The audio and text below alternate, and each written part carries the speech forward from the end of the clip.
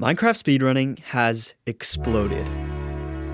Between competition on worldwide leaderboards and 1v1 ranked speedrunning, it is by far the most popular speedrun in the world. Most people run version 1.16.1, although there are active communities for almost every major version of the game. Almost. Because some of Minecraft's best updates ever have been all but forgotten by the speedrunning community. And I'm here to change that. I'm of course talking about the April Fool's updates. Psych, bet you thought this was a video essay, huh? Well, it's not. I can't edit like that. Editors, hit me up. Anyways, every year, Minecraft releases a prank snapshot on April Fool's Day, or at least that's what they're supposed to be, because for the last 5 years, they've gotten more elaborate and content-rich than some full updates have been, with many calling 2025's the best ever. I'd never played any of these, so I decided to take a look at the leaderboards, and what I found blew me away. Some of the content added and techniques used were unlike anything I'd seen before.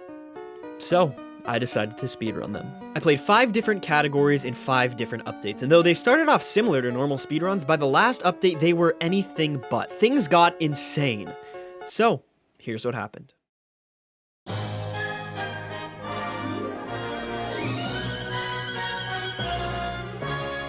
On April 1st, 2020, Mojang released Snapshot 20W14 Infinite, the first and only snapshot for the Ultimate Content Update. Obviously, I'm starting the video with the Ultimate Content Update. That update title catfished me harder than my Algebra 1 teacher when the 8th grade girls found out he had Tinder. Anyways, this update adds infinite dimensions to Minecraft, which you access by throwing a book and quill into a lit nether portal, the contents therein determining what dimension you go to. Some are custom and preset, but most are generated randomly, so when this update released, speedrunners raced to discover which dimensions could help them beat the Ender Dragon the fastest. My goal for this update is the same as theirs: beat the game on a random seed. I spawned in and immediately found a shipwreck to loot. This gave me 3 important things: 6 or more iron in the top chest, and paper and a feather from the bottom. Then, I punched logs for a boat and set off to land. To beat this update, I'm gonna enter 2 new dimensions, which means I need 2 book and quills. Books and quills? Whatever. Basically, I need 6 paper and 2 leather for books, then 2 feathers and 2 ink sacs to make them writable books. So, when I reached land, I made tools, then killed donkeys for the leather, and a chicken for 1 more feather. I grabbed some wood and started crafting what I need for my next step, making a nether portal. Oceans in this version spawn magma ravines above layers of lava, and with a bucket and doors, you can make a portal underwater. The shears will come in handy later. I set off, killing squids and getting flint on the way to a ravine. I made my portal, but before I crafted the books, I actually entered the normal nether. The reason I do this is probably my favorite tech from this update. I'll explain it later. For now, I make the books and paste my first string of characters to enter my first custom dimension. The first thing you'd notice if you spawned here would be the annoying sounds, man. You're welcome for editing that out. But the second thing would be bonus chests, which gave me food and wood, plus replacement tools. What you wouldn't see is this hidden underground layer where I used the shears to collect wool. Why not get the wool hanging from the sky? Because I needed a lot. Why so much? Because I'm a coward. Anyways, with my new gear, it was time to enter the second dimension. Yeah, it's just the end. I don't know how you find out that you get to the end by typing this. Are these even real words? Advertised definition. Provided with an abatis. What does this mean? A defensive field fortification. Okay, well that explains it. Okay, but what I think is cooler is the reason I spawned in the sky over the end island. Basically, entering a custom dimension puts you at the same coordinates. So if I'm at 800, -800 in the overworld, I'll be at 800, -800 in the wool dimension. And in the end. So, speedrunners save time by entering the normal nether first. You know how 8 blocks in the overworld is 1 block in the nether? That happens because the nether divides your coordinates by 8 when you're inside. But by going straight to the wool dimension, you keep those smaller chords. And when you enter the end, you'll be closer to 0, 0, where the center fountain is. Speaking of the fountain, we have a problem to solve. We want to kill the dragon with a 1 cycle, the strategy speedrunners use to do crazy damage in 1 perch using beds. We've got the beds, but we need something to place them on, and we don't have any of the blast-proof blocks you'd use in a normal run. But when researching this run, I learned you can place slabs like this, waterlog the top, then catch the water at the bottom for a cool 1 cycle setup. Side note, the dragon hitboxes you usually use to time beds are just gone in this version, which is why I got a million freaking beds. But yeah, that's run 1 out of 5. Okay, what's next?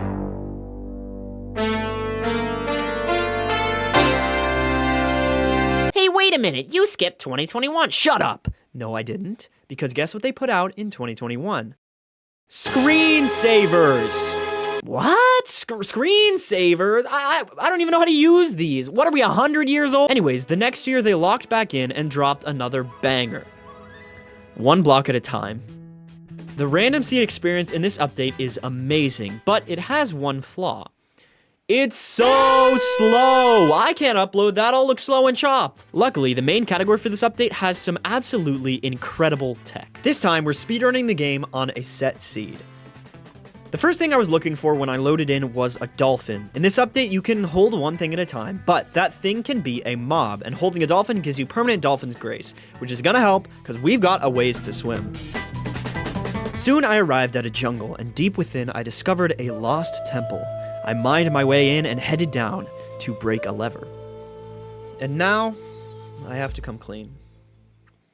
I lied to you. One block at a time, lied to you. Because if you press the offhand key, you can hold 2 blocks! So, I grabbed a dispenser. While I travel through the jungle, I'll explain why. In this update, you can throw blocks you're holding and catch them midair. When you power a dispenser facing into a block, it causes it to be gently launched in grabbable item form, so what you can do is, and I found the stronghold. Well, now we're here, I guess, but how am I gonna fill in the frame suit? And it's a 1 in a trillion 12-eye portal. But what was the dispenser for, you ask? Well, pay close attention to what I do here, because it is mind-blowingly cool. First, I offhand the dispenser and place the lever in a very particular place. Then, I take the dispenser and carefully place it off the side of the lever so it's facing up into the bottom of the end portal. Then, I flip the lever, which activates the dispenser, displacing the portal block itself, sending it into the air as a catchable item, where I flail my hands like you in your Little League baseball games and catch the portal. I can now enter the end, place the portal, and skip the dragon fight. Pretty cool, huh? All right, moving on.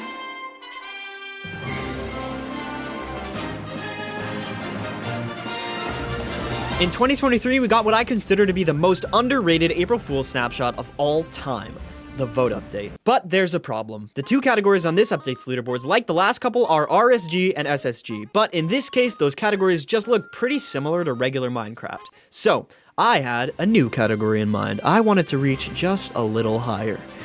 Our new goal? Eat cheese. Explain myself. Haven't you ever heard of suspense, intrigue, narrative license? Okay, here, let's compromise. You keep watching the video, and I will explain something completely different.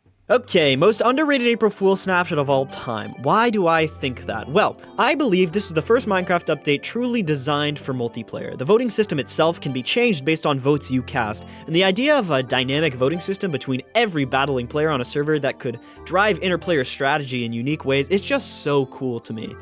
The problem is I'm alone and have no friends in Minecraft. So every vote just takes forever for no reason, which forced me to run around waiting until I got the vote that I needed to win this challenge. For some reason, I thought it would take like 10 minutes, and then I massively overcommitted to a waste of time. I'm currently doing the same thing with this video, but it gave me time to experience a lot of the features they added, and most of them are super cool, and I haven't seen them at all in content. I'm thinking of doing some kind of competition or something in this update. Let me know if you think that sounds cool or who I should get to do it, and if somebody steals this idea, I'm shipping depth charges to your home address. Alright, eventually I rolled the right vote so I could make bottles and craft air blocks to feed to a cow, which I could eventually ride like a hot air balloon, bringing a whole new meaning to the classic phrase, "I pumped that heifer so full of air she inflated and left the atmosphere." That's one of the few ways to reach Y700 in survival, which in this update sends you to the moon. And the moon, of course, is made of cheese. W update. Sucked to play solo though, not worth it. Besides, my new favorite block in Minecraft, the pickaxe block. Okay, time for...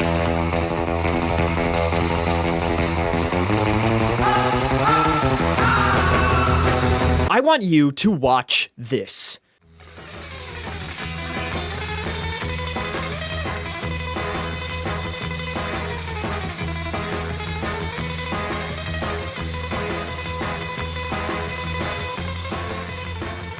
That is the random seed world record for the poisonous potato update. And the set seed world record is twice as fast. Obviously, I can't run mid-roll ads over that, and it doesn't show off the new content or whatever. So, we're gonna do an item obtain speedrun. I have to get this as fast as possible. The lashing potato. No, it's not the latest healthy adults only product, it's a grappling hook, and I want it.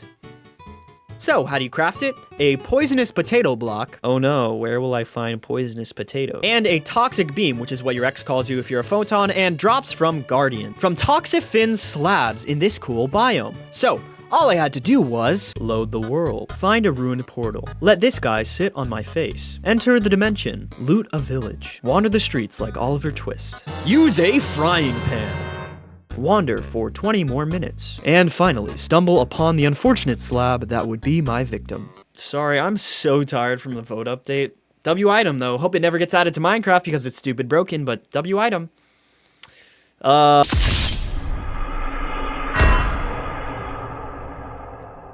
So far, these updates have been full of new content and challenges, but 2025's April Fool's snapshot, it changes everything. The Craftmine update turns Minecraft into a roguelike, and you have your basest abilities, from smelting to crafting to your inventory, stripped away. This was farther from vanilla Minecraft than I'd ever gone before, and I didn't know when I started, but I would spend more time on this update than all the rest combined. This was my hardest challenge yet. So, join me on run number 102. And we're off. Don't blink or you'll miss it, because I just used the Minecrafter to generate a new random mine, a pocket world. I clicked to enter, which gave me 10 seconds to wait until we reach our first black hole. The Craftmine update features 2 black holes you must escape to get a real run. The first consumes worlds. In each mine you enter, you're a traveler. Your only goal is to escape that world before the black hole can consume it, using these mine exits. On run 102, the exit was quite close, which matters because every single mine generated in this run will be in the exact same spot. But on most seeds, the exit is too far, you can't escape fast enough. And the black hole exacts reset after reset after reset. But we escaped this time. Good news, huh? Nope, because the next black hole costs something far worse. The way we get there is pretty cool, though. See, the Minecrafter is a domineering, diabolical device. On every use, it confines us to worlds of its choosing. All we can do is use the scant few, measly mine ingredients that it allows us to, with no restrictional latitude. It's like apartheid. Or school Chromebooks. But just like Nelson Mandela gave us unblocked Game 66, we can break the system. What's up, guys? Welcome back to Titanium Penis Tech Tips. Today I'm going to show you how to jailbreak your Minecrafter. At home, no scam, no hacks. Okay, according to that distinguished gentleman, if we're fast enough, we can access the Minecrafter before it resets, giving us a blank slate. A completely random Minecraft world with no mine ingredients. But not quite a normal one. You'll see what we're looking for in a minute. We just need to remember to add surface exits so we can escape the world. While I waited for my antivirus to run 3 times, I started upgrading. Now I'm just gonna explain all this at once and resist the urge to edit it as a podcast YouTube short with car jumps. You can't take your money with you when you die. But in Minecraft, anything is possible. Everything you collect in a mine gets converted to XP, so you'll see me grab stuff like flowers or leaf litter along the way. Your levels let you buy upgrades. First, I usually unlock the different tabs and obviously crafting. Now, the only thing you really need for the endgame is a bow and arrows, but once I get that, I start upgrading dirt. 2 reasons. 1, I'm out of touch with the poor, and I need to ground myself. And 2, this branch lets you insta-mine dirt blocks for infinite blocks and XP, and eat them for infinite food and homeless relatability. Also, these books make you earn XP faster. Boring! What's the actual plan? I'm glad you asked. Also, I hate you. To win this update, we have to complete the Ender Dragon boss fight. One of a few random boss fights happens every 5th mine, but you can't roll the Ender Dragon until you complete a mine with the End Biome's mine ingredient. These are unlocked by killing a blaze, which themselves are unlocked by mining quartz ore in nether biomes. Now, unlocking nether biomes takes forever, but we've got a trick up our sleeve, because the random worlds from the broken Minecrafter can include nether biomes. And now we face the second black hole. Its cost? Time. Despite all the worlds reset, the easy majority of time grinding this update is spent running through mine after mine after mine, looking for nether biomes. The problem is, quartz only spawns in some of these biomes and only at high altitude. And just as Einstein predicted, every minute, every hour in the presence of this black hole is stretched to 10. Time slogs on at a snail's pace because you know the real time limit is coming. If you play a world in the Craftmine update for too long, you begin to lag. With so many worlds generated, your player becomes slowed by age, and you can't use the crafter fast enough to get the glitch you need. And slowly, your enemy, time, will catch you. I finally had a chance. I made a pickaxe and scaled the cliffside to finally mine the ore I desperately sought. I raced to the exit and escaped with the blaze ingredient in hand. Finally, I had what I needed. I crafted the mine. It was time for battle. Spoiler alert, the battle was not close. With my prize in hand, I escaped once more. Time to conquer a new world.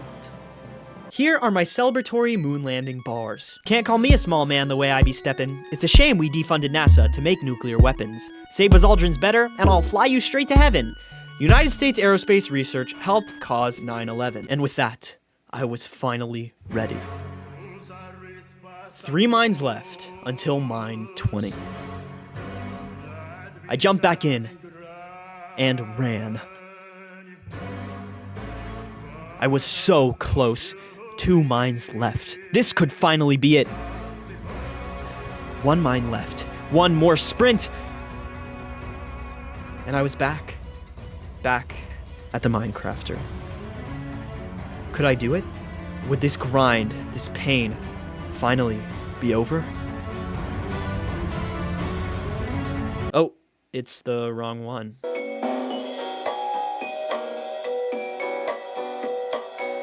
I was back at the Minecrafter. Could I do it? Would this grind, this pain, finally be over? My enemy stood before me. I had my bow, my arrows, my weapon in hand. I clicked, and I waited through the 10-second countdown one last time.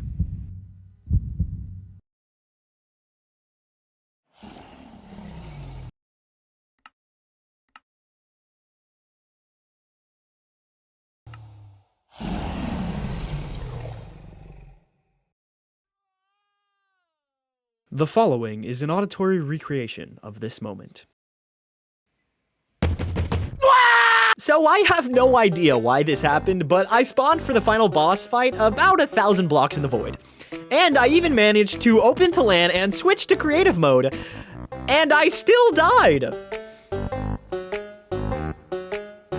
100 worlds gone.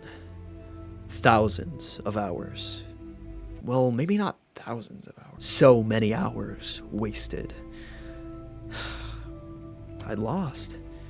Who was I kidding? It was over. I couldn't endure it all again. I couldn't go through that one more time just to lose, to taste death again. But there's a chance. There's a glimmer of hope, no matter how bleak it seems. Was I really gonna sit there and take it, just throw in the towel just like that after everything I'd put into this update? Was I really gonna give up now, inches from victory? Yeah, I gotta upload. All right, you got me. Do I feel bad about that ending? Yes. Do I want to keep playing Craftmine? No, I recorded that like a month ago.